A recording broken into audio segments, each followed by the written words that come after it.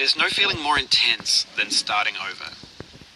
If you deleted your homework the day before it was due, as I have, or if you left your wallet at home and you have to go back after spending an hour in the commute, if you won some money at the casino and then put all your winnings on red but it came up black, if you got your best shirt dry cleaned before a wedding and then immediately dropped food on it, if you won an argument with a friend and then later discovered that they just returned to their original view, starting over is harder than starting up. If you're not ready for that, like if you've already had a bad day, then what you're about to go through might be too much. Feel free to go away and come back. I'll be here. Alright, thanks for coming with me on this trip. I'll understand if you have to take a break at any point. Just find a safe place to stop and quit the game. Don't worry, I'll save your progress, always, even your mistakes. This game is a homage to a free game that came out in 2002, titled Sexy Hiking. The author of that game was Jazzo, a mysterious Czech designer who was known at the time as the father of B games. And B games are rough assemblages of found objects.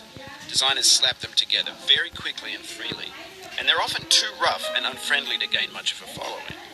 They're built more for the joy of building them than as polished products. In a certain way, Sexy Hiking is the perfect embodiment of a B game. It's built almost entirely out of found and recycled parts, and it's one of the most unusual and unfriendly games of its time. In it, your task is simply to drag yourself up a mountain with a hammer. And that act of climbing, in the digital world or in real life, has certain essential properties that give the game its flavor. No amount of forward progress is guaranteed.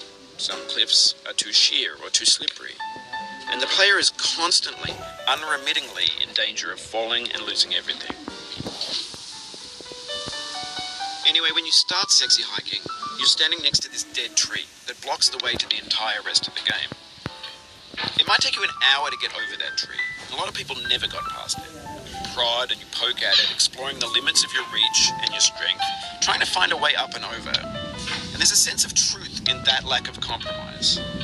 Most obstacles in video game worlds are fake. You can be completely confident in your ability to get through them once you have the correct method or the correct equipment or just by spending enough time. In that sense, every pixelated obstacle in Sexy Hiking is real. The obstacles in Sexy Hiking are unyielding, and that makes the game uniquely frustrating. But I'm not sure Jazzo intended to make a frustrating game. The frustration is just essential to the act of climbing, and it's authentic to the process of building a game about climbing. A funny thing happened to me as I was building this mountain.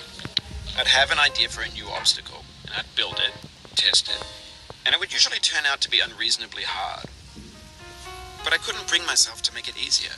It already felt like my inability to get past a new obstacle was my fault as a player rather than as a builder. Imaginary mountains build themselves from our efforts to climb them, and it's our repeated attempts to reach the summit that turns those mountains into something real. When you're building a video game world, you're building with ideas, and that can be like working with quickset cement. You mold your ideas into a certain shape that can be played with, and in the process of playing with them, they begin to harden and set until they're immutable, like rock. And at that point, you can't change the world, not without breaking it into pieces and starting fresh with new ideas.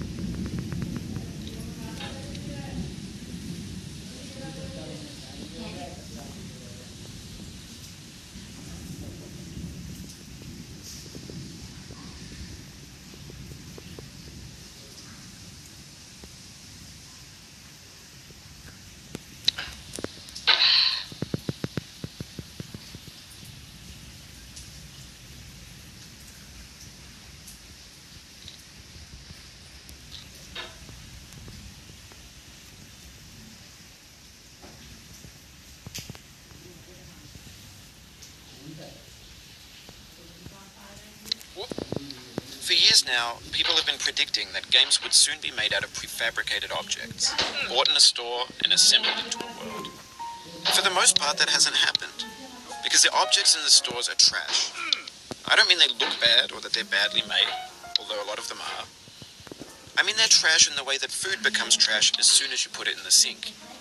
Things are made to be consumed and used in a certain context, and once the moment is gone, they transform into garbage.